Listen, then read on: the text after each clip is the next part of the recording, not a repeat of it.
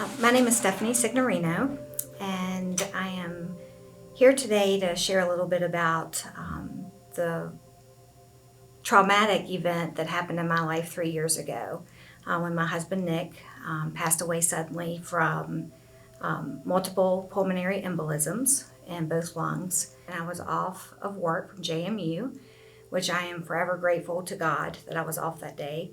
And Nick had came home from lunch. To grab some lunch, and we were talking, and he said, "Steph, I can't breathe." And he had a history of asthma and different things going on with his breathing. So we, got the inhaler, thought that's what it was, and it didn't help. And so I called 911, called my dad, who had his new inhaler that he had left at his house, and he brought that over. The rescue squad got there, but little did I know during that time frame of probably 2 to 3 minutes, Nick had already passed away.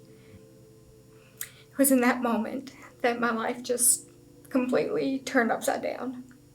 And when I arrived at the hospital, still, after Nick passed there, of course the squad had not pronounced him dead, and so we went to the hospital.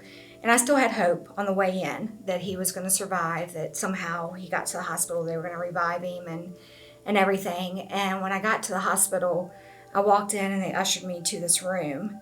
And the thing I remember most about that situation is when I walked in, all the pastors were lined up along the wall. And, the love and support from people in the church, my family, my kids, that was all so relevant at that time to see the hands and feet of people preparing meals, sending me a text message, just knowing that you're covered in prayer. When you can actually feel yourself being covered in prayer, it's a pretty powerful thing. And I knew that people were praying for me on a continuous basis. I'd gone through 2 divorces previously, and they were very, very traumatic and very difficult, but nothing could prepare me for this type of trauma. And, pretty much my whole life, I've been a Christian, haven't really always walked the Christian life, haven't really been obedient in all ways. But during this time, I was probably at one of the strongest points in my life that I have ever been. And that is really what my relationship with Christ is what has gotten me through this. During the first couple days, first couple months, you really feel like you're not going to survive. You feel like that it is going to be too hard. And you just take not even day by day, not even hour by hour, but actually moment by moment.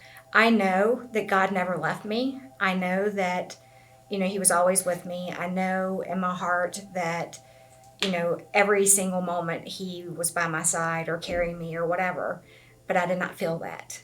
I didn't feel that at all the time. In the first 3 months, I probably didn't feel it at all.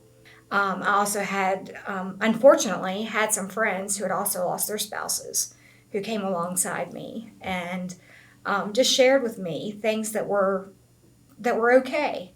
I also took a grief share class, 2 of them actually, and that really helped me understand that it was okay to be angry at God. It was all right that I had moments of anger and frustration and how could He do this, because I felt like Nick and I had so much planned in God's will as far as reaching the kids, doing sidewalk Sunday school and stuff with children.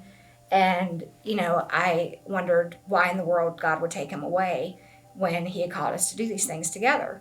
Throughout the years, I definitely can say these last 3 years have been the hardest of my life. But just walking day by day, moment by moment, in God's grace and His mercy and His love, and standing on what I know to be true instead of what I felt like, because there were so many times I did not feel His presence, and I had never been like that before. One of the ladies that had lost her husband too told me, she said, "You need to get back into serving Tiny Town right away." And I said, "I don't know if I can do it, because I want to go to class and cry." And she said, "You need to do it as soon as you can." So literally, maybe the second week, it might have even been the first week, I started serving Tiny Town again. And putting yourself out there to love on others instead of worrying about, and you're mourning, and you obviously need to have time to mourn. You can't just ignore it. You have to go through the process of mourning and all that entails, but you also need to kind of get over yourself and also realize that other people have things that are going on too, that they need help. So, serving at the food bank and doing Tiny Town and things like that were just tiny glimpses of me being able to not worry about what I was going through at that moment. And it's not that you're ignoring the grief that you're going through, but you have to have moments when you're not consumed by the grief too.